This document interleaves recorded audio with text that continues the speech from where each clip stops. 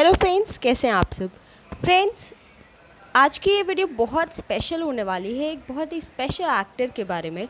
So friends, please आपसे बहुत बड़ी रिक्वेस्ट है कि इस वीडियो को एंड तक ज़रूर देखिएगा, क्योंकि आजकल आप मेरी वीडियोस पे व्यू तो ला रहे हैं but watch time minutes seriously बहुत ख़राब परफॉर्मेंस है वॉच टाइम मिनट्स का। सो फ्रेंड्स, आज हम कार्तिक आर्यन के बारे में बात करने वाले हैं और आपको तो पता ही होगा कि अभी वो इंडिया के one of the youngest heart throbs हैं और द बॉय नेक्स्ट डोर का कैरेक्टर प्ले करते करते कार्तिक ने करोड़ों फैंस के दिल में अपनी जगह बना रखी है। सो फ्रेंड्स, अब हम उनके बारे में कुछ ऐसे फैक्ट्स आपको बताएंगे जो शायद ही आपको पता हो, जो शायद ही आपने सुने हो। तो फ्रेंड्स, फैक्ट नंबर 1 जो अभी तक काफ़ी लोग को पता नहीं है, तो क्या आप जानते हैं कि कार्तिक आर्यन का रियल नाम क्या है। तो आपको बता दूं कि फ़िल्म इंडस्ट्री में जब वो उन्होंने एंटर भी नहीं किया था और जब वो अपने कॉलेज डेज़ में थे, जब अपने स्टूडेंट लाइफ एंजॉय कर रहे थे, तब उनका नाम कार्तिक तिवारी हुआ करता था। लेकिन क्योंकि आप जब बॉलीवुड में स्टेप करते हो तो आपको कुछ ग्लैमरस नेम चाहिए, कुछ ऐसा चाहिए, कुछ कैची चीज़ चाहिए जो आपको हाईलाइट करती है, और इस वजह से कार्तिक ने अपना नाम बदलकर कार्तिक आर्यन रख लिया। फ्रेंड्स, अब हमारा फैक्ट नंबर 2। तो फ्रेंड्स, जब कार्तिक आर्यन मुंबई आए थे तो उन्होंने अपने पेरेंट्स को ये नहीं बताया था कि वो एक एस्पायरिंग एक्टर हैं, यानी कि वो एक्टर बनना चाहते हैं, बट उन्होंने अपने पेरेंट्स से ये कहा था कि वो इंजीनियर बनना चाहते हैं। और इंजीनियरिंग करने के लिए वो नवी मुंबई में आ गए और उन्होंने DY Patil college of engineering में अपना एंट्रेंस टेस्ट दिया और लकीली उनका सिलेक्शन भी हो गया। और यही एक रीज़न बना जिसकी वजह से उनके पेरेंट्स ने मात्र 17 साल की उम्र में कार्तिक को अलाउ किया कि वो मुंबई में रहें और वो अपनी पढ़ाई करें। बट हम तो जानते ही हैं कि कार्तिक के मन में तो एक्टर बनना था और इसी के ऊपर वो काम भी किया करते थे। अब फ्रेंड्स, हमारा फैक्ट नंबर 3। तो फ्रेंड्स, क्या आपको पता है कि अपने स्ट्रगल के दिनों में कार्तिक एक रूम में रहा करते थे जिसमें 12 एस्पायरिंग एक्टर्स रहते थे कार्तिक के साथ, और वहाँ पर कार्तिक उन सभी के लिए खाना बना देते थे और उसकी वजह से उनको कुछ पैसे कमाने को भी मिल जाते थे। तो क्या आप जानना नहीं चाहेंगे कि इन पैसों का यूज़ कार्तिक किस तरीके से करते थे।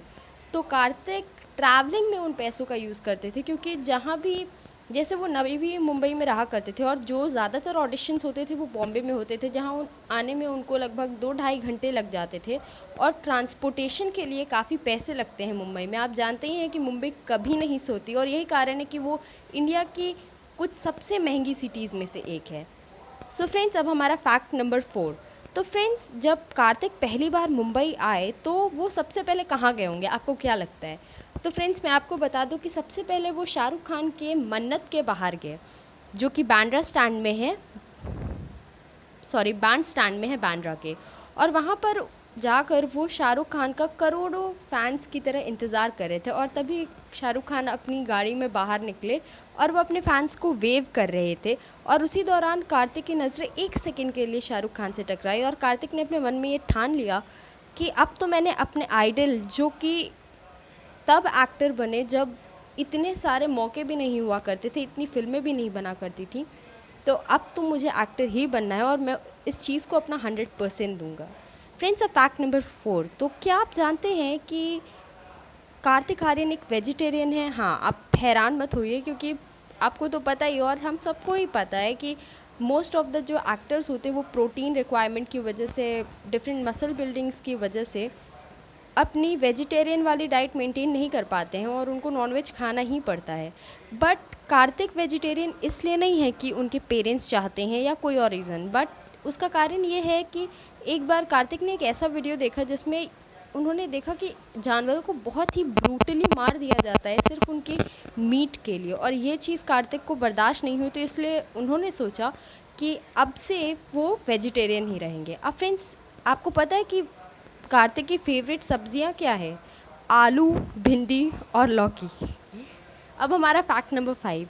तो क्या आपको पता है कि हमारे कार्तिक कुक भी कर सकते हैं, और वो भी मोस्टली सारी इंडियन डिशेस, जैसे कि जो हमारा रेगुलर मील होता है, दाल चावल रोटी सब्ज़ी, वो सब कुछ कार्तिक को कुक करना आता है। फ्रेंड्स, ये थोड़ा अनबिलीवेबल हो गया नहीं, बट मैंने आपको बताया था फैक्ट नंबर 2 में भी कि जब वो आए थे मुंबई तो वो 12 लोगों के लिए खाना भी बनाया करते थे। अब हमारा फैक्ट नंबर 7। तो फ्रेंड्स, आपको पता है कि कार्तिक ऐसे तो बहुत कॉमेडी वाले रोल्स कर रहे हैं अभी बॉलीवुड में, लेकिन उनका सपना ये है कि वो ऐसे रोल्स करें जिसमें थोड़ा थ्रिलर हो, जिसमें थोड़े शेड्स हों ग्रे की तरह। और वो चाहते हैं कि वो बाजीगर और डर जैसी मूवीज़ करें जो थोड़ी सी इंटेंस हैं, जो थ्रिलर बेस्ड हैं। अब हमारा फैक्ट नंबर 8। तो आपको पता है कि कार्तिक कुछ उन एक्टर्स में से हैं जो मीडिया को अपनी पर्सनल लाइफ बताने में यकीन नहीं रखते, क्योंकि उनको ये लगता है कि अगर आप किसी भी इंसान के बारे में मीडिया को कुछ बोल दो तो वो चीज़ हमेशा के लिए फ़िक्स हो जाती है। जैसे आपके हो सकता है उस इंसान के साथ इक्वेशंस चेंज हो जाएं कुछ टाइम बाद, लेकिन जो बातें आपने बोल दी हैं वो अब चेंज नहीं होंगी, और वो हमेशा हमेशा के लिए हो जाएगा कि इस इंसान ने इस इंसान के बारे में ऐसा बोला। फ्रेंड्स, अब हमारा फैक्ट नंबर 9। तो फ्रेंड्स, आपको पता है कि 7 साल तक इंडस्ट्री में होने के बावजूद कार्तिक को वो नाम और पहचान नहीं मिली थी जो 2018 में उनकी फिल्म सोनू के टीटू की स्वीटी से उन्हें मिल गई। आपको पता है कि उनके मॉम डैड उनके साथ अब मुंबई में शिफ्ट हो गए। इस फिल्म की सक्सेस के बाद कार्तिक ने खुद का एक घर लिया, उन्होंने अपने मॉम डैड और अपनी बहन को भी अब मुंबई में शिफ्ट कर लिया, और कार्तिक इस चीज़ के लिए बहुत प्राउड हैं कि उन्होंने ऐसा किया। अब फ्रेंड्स, हमारा फैक्ट नंबर 10। तो फ्रेंड्स, अभी जब सोनू की टीटू की स्वीटी रिलीज़ हुई थी तो उस टाइम तक मैंने आपको बोला 7 साल पहले से ही कार्तिक काम किया करते थे, और उनकी डेब्यू मूवी थी प्यार का पंचनामा, और उसके बाद प्यार का पंचनामा 2 में भी उन्होंने काम किया। दोनों ही मूवीज़ में जो उनके मोनोलॉग्स थे उसकी वजह से उनको काफ़ी फेम मिला, लेकिन उनको लोग एज कार्तिक आर्यन नहीं जानते थे, सिर्फ उस कैरेक्टर के ही नाम से जाना करते थे। तो जब साल 2018 में एक फ़ैशन शो के दौरान उन्हें करीना कपूर खान और मनीष मल्होत्रा के साथ वॉक करने का मौका मिला, तो ये कार्तिक के लिए एक बहुत बड़ी बात थी, और ऐसा करके उन्हें बहुत प्राउड भी फील हुआ। अब हमारा फैक्ट नंबर 11।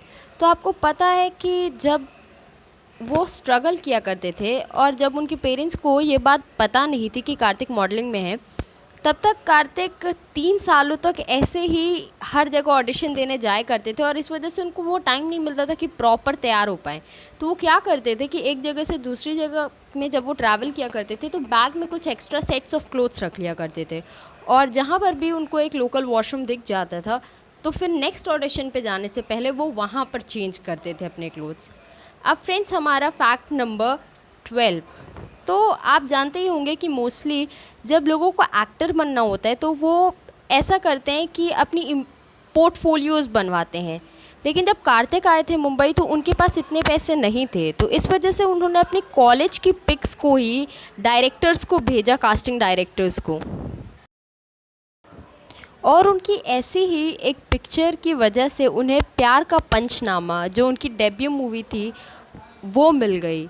सो फ्रेंड्स, अगर आप भी एक एस्पायरिंग एक्टर हैं और आपके पास पोर्टफोलियो कराने के पैसे नहीं है तो सीरियसली आप भी अपनी कॉलेज डेज़ वाली पिक्स यूज़ कर सकते हैं, और ये कार्तिक आर्यन का रियली बहुत ही ग्रेट आइडिया है जो हम लोग यूज़ में ला सकते हैं if you want to be actors.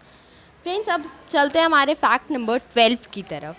तो फ्रेंड्स, आपको पता है जब अपनी स्ट्रगल कर रहे थे कार्तिक आर्यन तो कई बार ऐसा होता था कि जब वो जाते थे ऑडिशंस के सेट्स पे तो वहाँ पर लोगों को ये आदत थी कि शक्ल देखकर ही लोगों को बोल देते थे you are unfit, you are unfit, और ऐसा कार्तिक के साथ भी हुआ। आपको पहले भी मैं इस वीडियो में बता चुकी हूँ कि 2-2.5 घंटे ट्रैवल करके वो ऑडिशन के स्पॉट पे पहुँचते थे, और वहाँ जाकर उन्हें बिना एक मौका दिए कि तुम भैया ये डायलॉग बोल के दिखाओ, ऐसे ही पहले ही रिजेक्ट कर देते थे।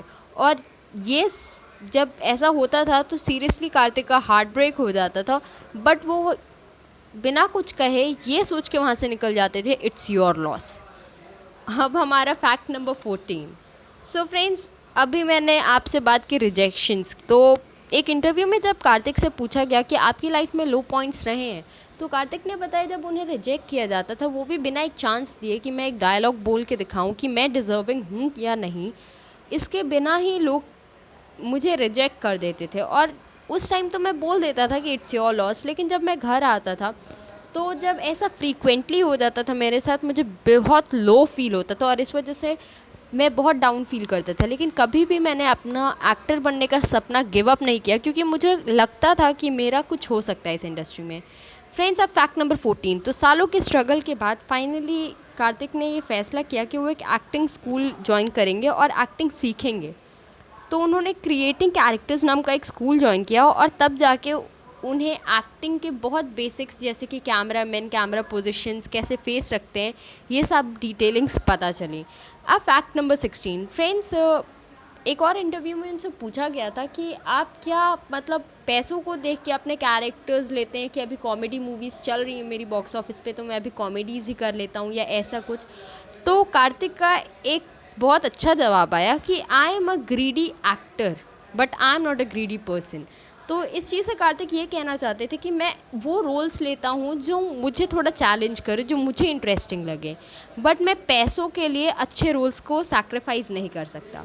अब फैक्ट नंबर 17। तो फ्रेंड्स, कार्तिक को थ्रिलर्स बहुत पसंद हैं और उन्हें लगता है कि वो एक एंटी हीरो की तरह बहुत अच्छा परफॉर्म कर सकते हैं।